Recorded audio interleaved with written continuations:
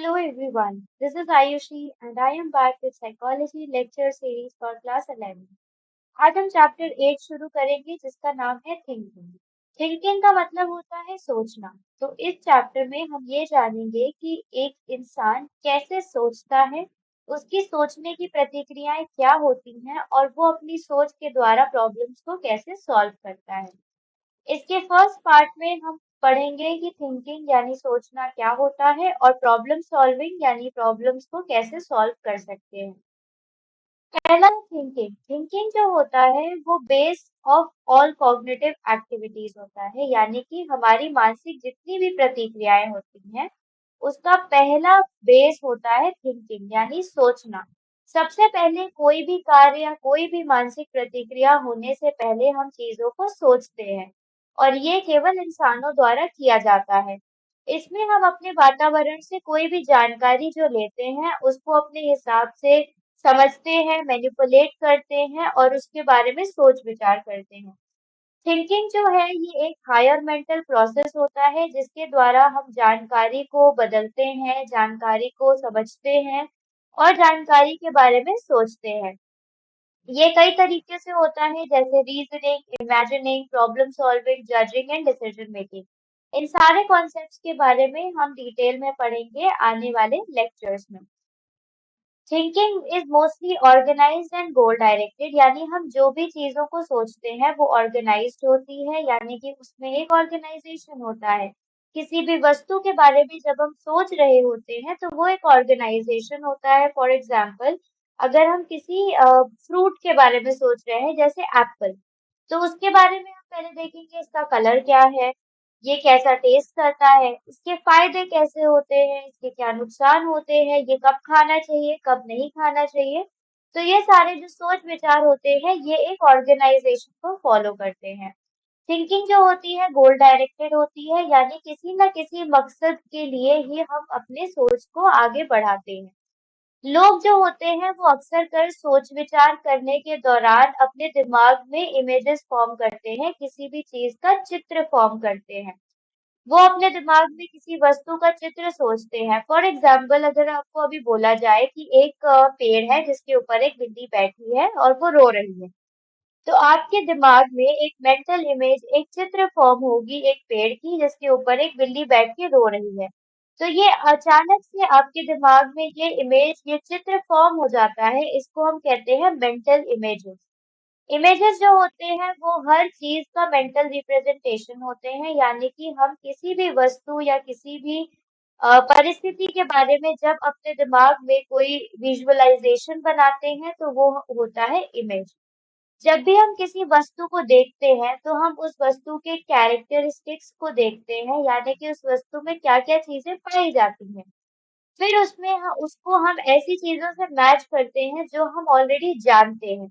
अगर हम किसी वस्तु के बारे में देख रहे हैं और हम उसको मैच करके ये समझते हैं कि हमने पहले भी एक वस्तु ऐसी देखी है जिसकी कैरेक्टरिस्टिक्स इससे मैच कर रहे हैं, तो अब वो हम एक दोनों को एक कैटेगरी में डाल देंगे। फॉर एग्जाम्पल, जैसे पहले से हम मैंगो के बारे में जानते हैं कि मैंगो एक फ्रूट होता है, वो इस सीजन में उगता है, उसके ये एडवांटेजेस होते हैं। फिर हमने कुछ टाइम बाद एप्पल को देखा। फिर हमने देखा कि एप्पल जो होता है इसके भी वही फीचर्स हैं जो मैंगो के होते हैं। तो हमने मैंगो को फ्रूट में डाला था, इसीलिए एप्पल के जो फीचर्स वो मैंगो से मैच होते हैं, तो हम एप्पल को भी फ्रूट के कैटेगरी में डाल देंगे। इसी को हम कहते हैं कॉन्सेप्ट, यानी कि जब हम किसी चीज को कैटेगरी में डालते हैं तो हम उसका कॉन्सेप्ट बनाते हैं, जो एक वस्तु का क्लास बताता है कि वो वस्तु किस क्लास में जा रही है। फॉर एग्जाम्पल, पोटैटो वेजिटेबल है, एप्पल फ्रूट है, पेंसिल स्टेशनरी है। ऐसी कई चीजें होती हैं जिनको हम कॉन्सेप्ट बनाते हैं। कॉन्सेप्ट बनाने का मेन मकसद होता है हम अपनी जानकारी को, अपने ज्ञान को ऑर्गेनाइज करते हैं ताकि हम उसको उस समय पर इस्तेमाल कर सकें जब हमें उसकी जरूरत हो, कम समय और कम मेहनत पे। कॉन्सेप्ट्स जो होते हैं ये 3 लेवल्स के होते हैं। पहले होते हैं सुपर ऑर्डिनेट, या सबसे जो बहुत बड़े कॉन्सेप्ट्स होते हैं, जैसे कि फॉर एग्जांपल अब मान लीजिए मैथ्स के कॉन्सेप्ट जो हर किसी के समझ में नहीं आते हैं। फिर होते हैं बेसिक कॉन्सेप्ट्स जो आम इंसानों के समझ में आ जाते हैं। फिर होते हैं सबऑर्डिनेट या सबसे आसान कॉन्सेप्ट। एक कैटेगरी का जो बेस्ट एग्जाम्पल होता है, उसका जो सबसे महत्वपूर्ण सदस्य होता है, उसको हम कहते हैं प्रोटोटाइप। फॉर एग्जाम्पल, फ्रूट का, फलों का सबसे महत्वपूर्ण सदस्य मान लीजिए आम होता है, तो हम मैंगो को बोलेंगे कि वो फ्रूट का प्रोटोटाइप है। तो ये हो गई बात थिंकिंग की। अब हम जानेंगे कि हमारा जो थिंकिंग है, जिस तरह से हम सोचते हैं, वो हमारे समाज से किस प्रकार से प्रभावित होते हैं। हमारे जो भी बिलीफ्स हैं, हम जो भी चीजों को सोचते हैं, जो भी हम सामाजिक चीजों को अपनाते हैं, वो हमारे सोचने के तरीके को प्रभावित करती है। एक स्टडी की गई थी अमेरिकन और एशियन स्टूडेंट्स के ऊपर, जहां पर उनको एक पिक्चर दिखाई गई थी, जहां पे एक पानी के नीचे का सीन था, जिसमें उस कई मछलियां थी, पानी था और कई चीजें थी जो पानी के अंदर होती हैं। फिर उन बच्चों को पूछा गया कि आपको इस सीन में क्या दिख रहा है। इसके बाद अमेरिकन स्टूडेंट्स जो थे, उन्होंने सब ये बिगेस्ट और ब्राइटेस्ट चीजों को ध्यान दिया, यानी कि जो सबसे बड़ी मछली थी, जो सबसे ज्यादा बड़ा खाना था, उन चीजों के ऊपर फोकस किया अमेरिकन्स ने। उसी के विपरीत जो जापानीज थे, उन्होंने फोकस किया बैकग्राउंड पे। उन्होंने ये नहीं देखा कि मछली कौन सी बड़ी है, कौन सी छोटी है, उन्होंने पानी के ऊपर ध्यान दिया कि पानी एक बैकग्राउंड है। इसके तौर पर रिसर्चर्स ने कंक्लूड किया, जो अमेरिकन्स होते हैं, वो चीजों को अलग अलग करके एनालाइज करते हैं, उसको समझते हैं। यानी कि अमेरिकन्स ने हर मछली को अलग अलग करके देखा, उसको समझा, कौन सी बड़ी है, कौन सी छोटी है, कौन सा खाना बड़ा है, कौन सा खाना छोटा है। इसको हम कहते हैं एनालिटिकल थिंकिंग। दूसरा जो एशियन पीपल होते हैं, जिसमें जापानीज भी आते हैं, ये लोग किसी वस्तु को उसके बैकग्राउंड पे रख के, उससे संबंध बना के तब उसको देखते हैं। इसको हम कहते हैं होलिस्टिक थिंकिंग।